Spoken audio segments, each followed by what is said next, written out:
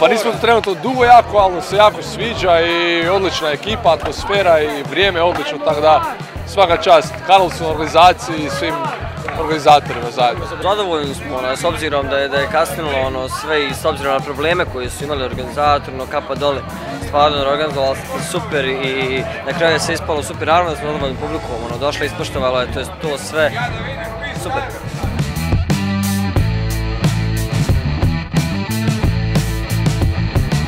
Pa ne, atmosfera je bila super, fakat nismo očekivali neku reakciju publike, super, stvarno jebeno. Ljudi su nas dočekali fantastično, ne znam, stvarno prezadovoljni, ja osobno, a i dečki isto.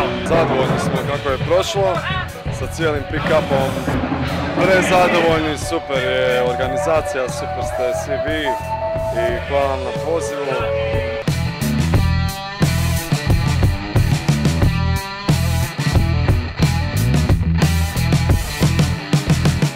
Ništa, pozivamo sve ljude koji su danas došli uprkos problemima s agregatom, sa strujom, sa svim da ispoštuju. Sa vremenskim nepogodama, da se pojave sutra jer je ovdje, ovdje je brija.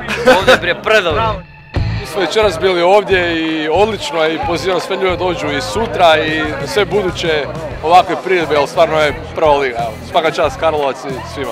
Ekipa definitivno na pick-up morate doći, padale sjekire, kiša ili što god, morate se ovdje pojaviti. Demo bendovi su ono na čemu jedna naša scena može opstati. Tako da dođete ih podržati.